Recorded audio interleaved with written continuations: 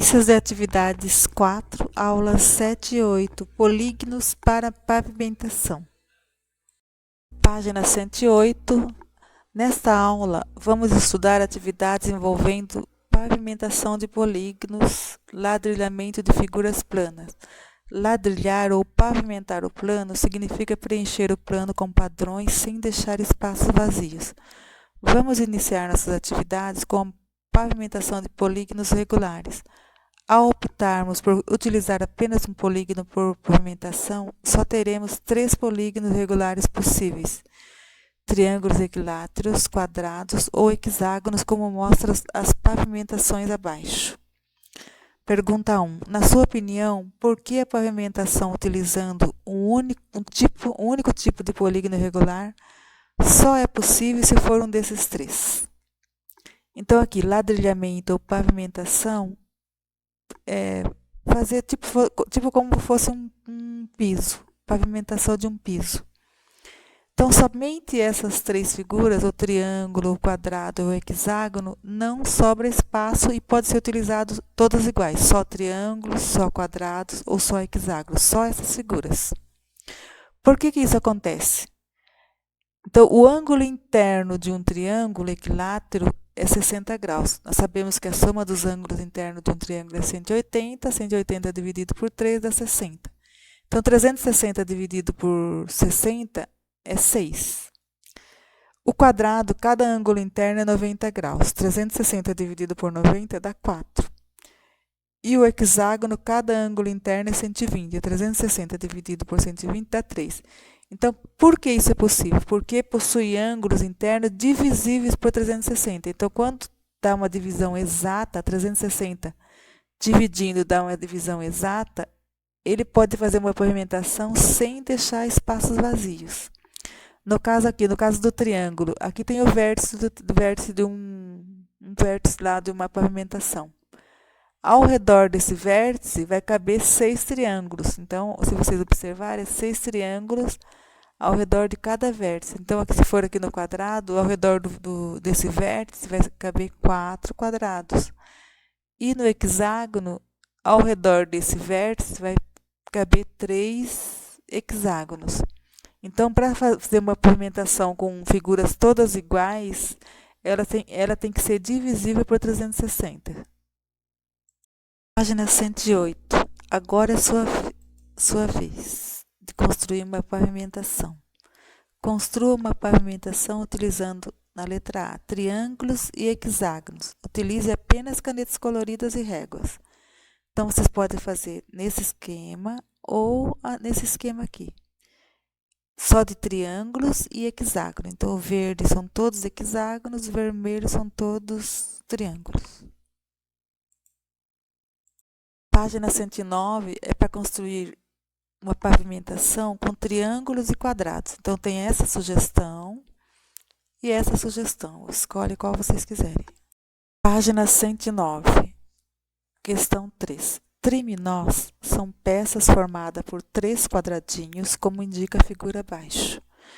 2 desses triminós foram colocados dentro de um tabuleiro 4x6. Qual o número máximo de triminós que pode ser colocado dentro do tabuleiro, de modo a cobrir sem sobreposição as casinhas restantes? Então, triminós é formado por 3 quadradinhos. Então, tem 2 modelos de triminós que nós vamos cobrir aqui. Já tem 2. Então, nós vamos colocar o restante. Então, vou colocar um aqui. 1, 2, 3. 4,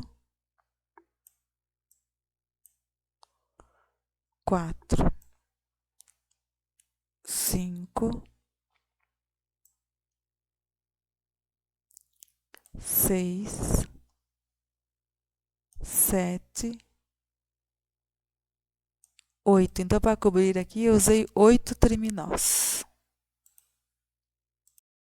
Página 109, exercício 4. Um polígono convexo é elegante quando ele pode ser decomposto em triângulos equiláteros, quadrados ou ambos, todos com lados de mesmo comprimento. Abaixo mostramos alguns polígonos elegantes.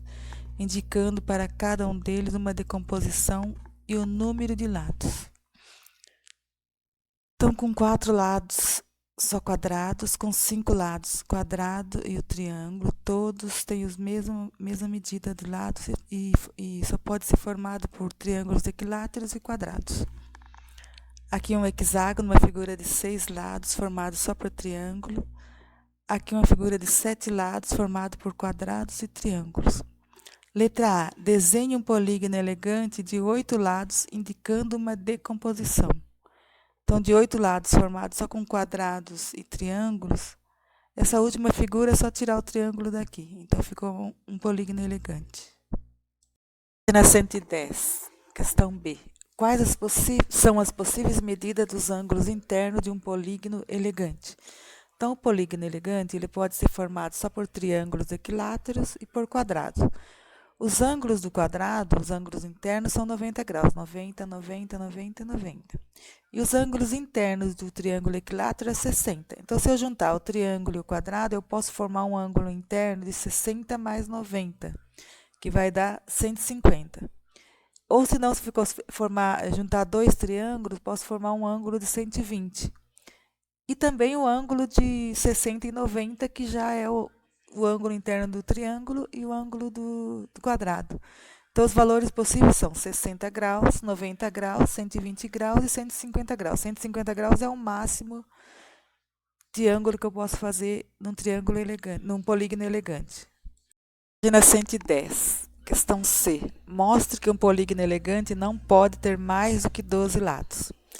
Então, a soma dos ângulos internos de um polígono com lado n é n menos 2 vezes 180. Então, é o número de lados menos 2 vezes 180. O maior valor possível do ângulo interno de um polígono elegante é 150 graus. Então, 150 graus é o maior ângulo que um polígono elegante pode ter. Então, a soma dos ângulos internos, no máximo, será n, que é o número de lados, vezes 150 graus. Então, se n menos 2 vezes 180 são a soma dos ângulos internos, tem que ser menor ou igual a n vezes 150.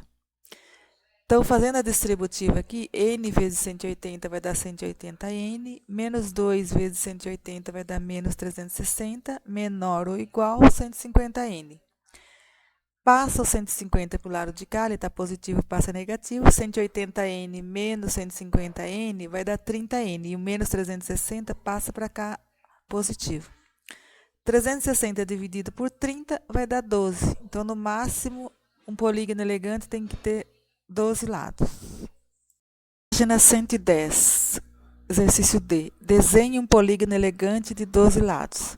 Então, polígono elegante só pode ter quadrados e triângulos equiláteros. Então, vai ficar nessa forma aqui. 1, 2, 3, 4, 5, 6, 7, 8, 9, 10, 11, 12. Então, vai ter um polígono de 12 lados. Página 110, exercício 5. O retângulo ABCD da figura ao lado foi obtido a partir do mosaico de hexágonos regulares, de modo que os pontos A, B, C e D correspondem ao centro dos hexágonos, em cujo interior se encontram. Assim, admitindo que o retângulo seja pavimentado com partes de hexágonos recortados, sem perdas, o menor número de hexágonos que possibilita essa pavimentação é. Então, aqui, esse retângulo ABCD, ele vai ser pavimentado só com hexágonos, só que não tem como pavimentar com hexágonos inteiros. Então, tem que saber quantos hexágonos, qual é o número mínimo de hexágonos precisa para pavimentar, sendo que ele vai ser recortado aqui, ó, sem ter perda mínima, sem ter perda. Então, na figura, vocês observam que tem 3 hexágonos inteiros, 1, 2, 3. Tem 4 metades, então 1, 2, 3, 4 metades. Essas 4 metades, se eu juntar de 2 em 2, vai formar 2 hexágonos. Então, essa metade mais essa metade vai dar 1. Essa mais 1. Então, são mais 2 hexágonos. E tem 4 partes, 1, 2, 3, 4. 4 partes que correspondem a 1/4 do hexágono. Então, se eu juntar essas 4 partes, vai dar um hexágono inteiro. Então, aqui vai ter 1, 2, 3 hexágonos, mais as 4 metades que formam 2 vai dar 5 hexágonos, e mais as 4 partes que formam 4 partes de 1/4 que vai formar um inteiro. Então, no mínimo, o menor número de hexágono possível aqui para pavimentar são 6, que é 3 mais 2 mais 1. 6 hexágonos sem ter perda.